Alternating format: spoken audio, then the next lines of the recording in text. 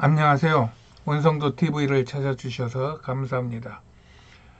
오늘은 섭리의 수레바퀴 구속사 세 번째 의인과 악인을 이야기해 보겠습니다. 조금 제목을 바꿨습니다. 섭리의 수레바퀴로. 그 중에 이제 구속사라고 하는 것을 주제로 해서 바꿨습니다. 저는 이 영상을 유튜브를 해 나가는 방식이 미리 생각했던 것들을 이렇게 정리해 놓은 것을 이렇게 풀어나가는 것이 아니라 이것을 만들면서 그러면서 이야기를 만들어가기 때문에 늘 앞에 내일 할 것에 대한 분명한 그런 그림이 없어요. 이야기하는 중에 이야기를 이렇게 꾸미면서 이제 이런 제목도 다시 생각나게 하고 그렇게 해서 제목이 섭리의 수레바퀴로 이렇게 바뀌었는데 아마 이것으로 끝까지 갈 것 같습니다. 어쨌든 지난번에 에덴에서 쫓겨나온 아담은 그 아내 하와와 동침하여 형 가인과 아우 가벨을 낳았죠. 그들이 거기서 하나님께 예배했는데 하나님은 동생 아벨의 제사를 받고 형의 제사는 받지 않으셨어요. 이에 가인이 심히 분함, 즉 분노를 일으키는데 이 인간의 분노가 죄의 가장 원초적인 죄의 원형인 것입니다. 그리고 많은 사람들이 이 분노는 어떤 힘을 유발시키는 근본적인 그 요소가 된다 그러죠. 그래서 분노가 없는 상황에서는 힘이 잘 나오지 않는다 그러죠. 그래서 특별히 이 개혁과 혁명을 외치는 사람들이 이 분노를 상당히 그 저변에 깔고 거기에다가 불을 붙임으로 인하여 그렇게 함으로 인하여 혁명과 또한 개혁을 이루어 나가는 것을 볼 수가 있습니다. 이렇게 가인은 그 아우 아벨을 쳐 죽인 인류 최초의 살인자가 됩니다. 이에 하나님이 가인을 에덴 동편 노 땅으로 쫓아내고 가인이 땅에서 피하며 유리하는 자가 되어 악인의 후손을 펼치게 됩니다. 아들 가인이 그 후손을 이렇게 번성시키는 사이에 그 아버지 아담도 130세에 다시 아들 셋을 낳고 셋이 후손을 낳으니 이것이 창세기 4장 1절부터 26절까지의 내용입니다. 이들이 악인의 후손입니다. 이렇게 인류는 한 아담으로부터 가인의 후손들과 셋의 후손들로 나뉘어 번성하게 됩니다. 그리고 셋의 후손들 중에서 노아가 낳았고 노아는 500세에 셈과 함과 야벳을 낳는 것이 창세기 5장의 내용입니다. 이렇게 이 땅에는 사람의 아들들, 성경에서는 사람의 아들들로 나오죠. 저는 가인의 후손으로 보고 있고 하나님의 아들들, 저는 이것을 셋의 후손으로 보고 있습니다. 이 하나님의 아들들과 사람의 아들들이 번성할 때 이들이 서로 남편과 아내를 삼게 돼요. 이것이 빛과 어둠, 선과 악이 서로 섞인 혼란의 세상이 되어버린 것입니다. 하나님은 이것을 악한 것으로 보시고 한탄하시고 그들에게 말씀하시되 너희들이 육체가 되었다고 말씀하시면서 내가 너희들을 떠나겠다. 그래가지고 하나님이 신이 그들에게서 떠남에 사람들이 육체가 되었고 그들의 수명이 120살로 한정이 됩니다. 그러나 이 부분에서 나오는 하나님의 아들들, 사람의 딸들, 또 네피림 이런 것들을 우리가 분명하게 문자적으로 해석하는 것은 불가한 일입니다.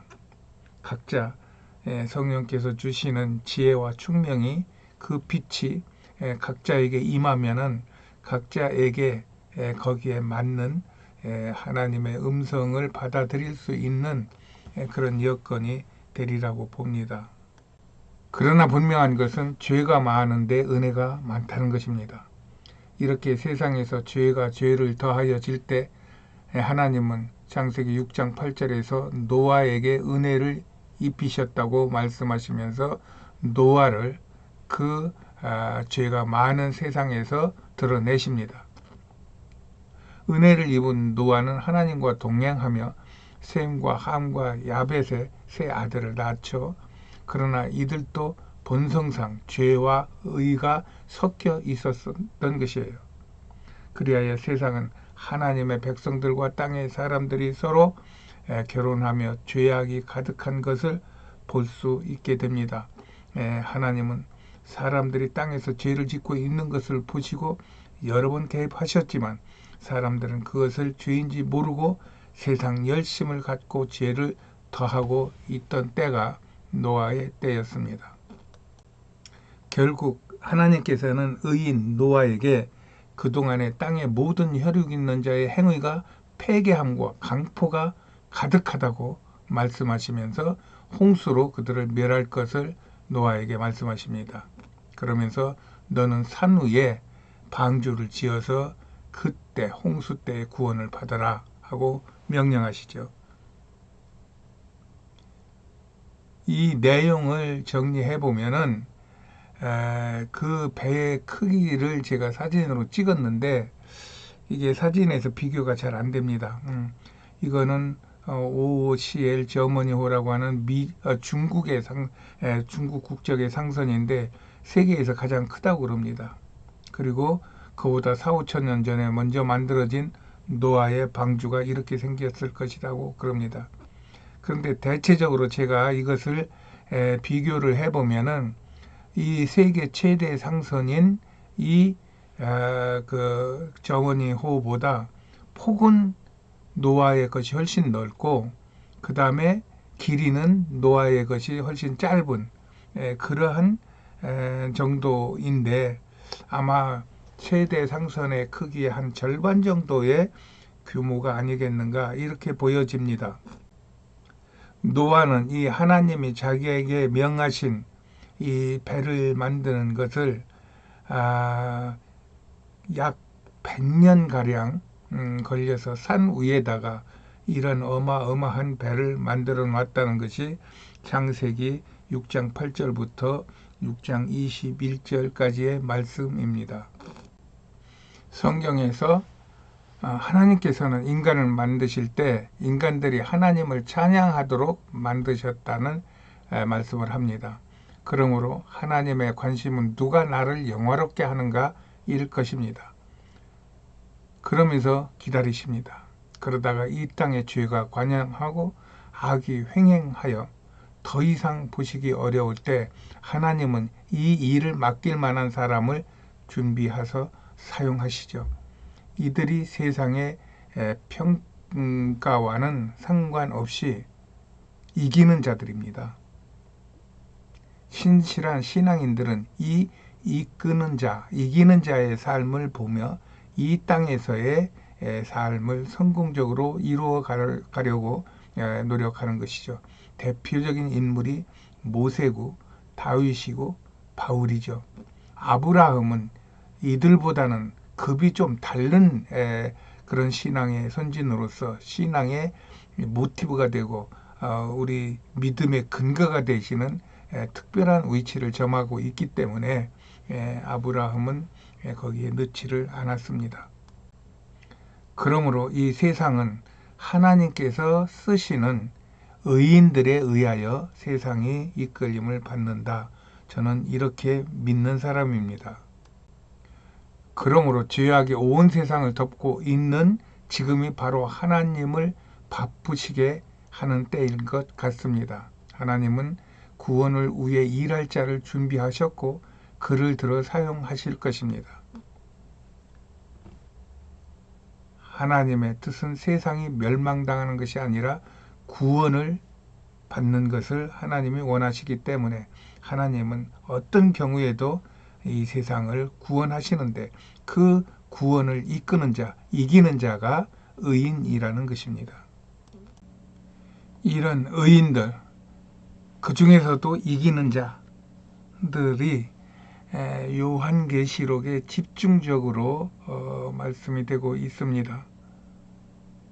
이 세상을 끝내는, 성경을 끝내는 그 마지막 단계에서 이기는 자, 의인들이 세상을 지킬 것이고 구원할 것이고 그 하나님의 백성들을 영화롭게 하리라는 것입니다. 대표적인 말씀 계시록 3장 5절 말씀입니다. 이기는 자는 이와 같이 흰 옷을 입을 것이요 내가 그 이름을 생명책에서 반드시 흐리지 아니하고 그 이름을 내 아버지 앞과 그 천사들 앞에서 시인하리라. 아멘. 예, 우리는 험한 세상에서 정말로 어렵고 힘든 그러한 시대를 살고 있고 그런 삶을 살고 있습니다. 그러나 우리가 믿는 바는 세상을 보고 믿는 게 아니라 하나님을 믿는데 보이지 않는 하나님을 믿으려면은 보이는 하나님의 말씀을 우리는 믿을 수밖에 없습니다.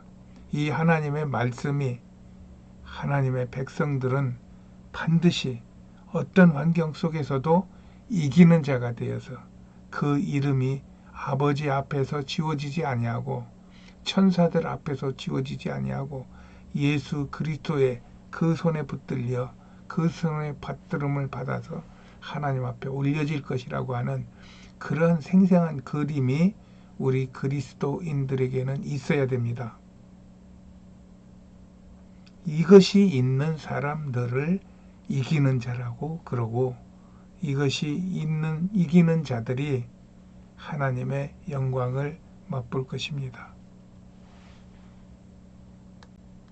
이렇게 하여 먼저 구원의 역사의 가장 기본 골격이 되는 하나님, 그리고 사탄, 그리고 인간을 정리해 보면서 그 인간 중에서 의인, 이기는 자를 부각을 시켜 보았습니다.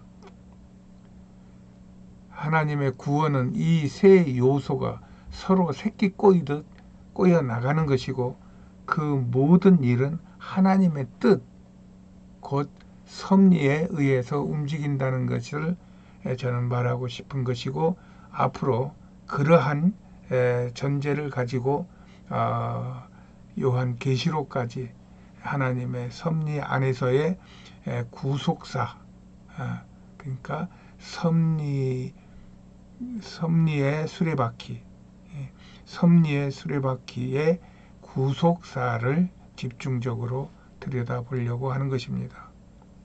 오늘은 여기까지입니다. 안녕히 계세요.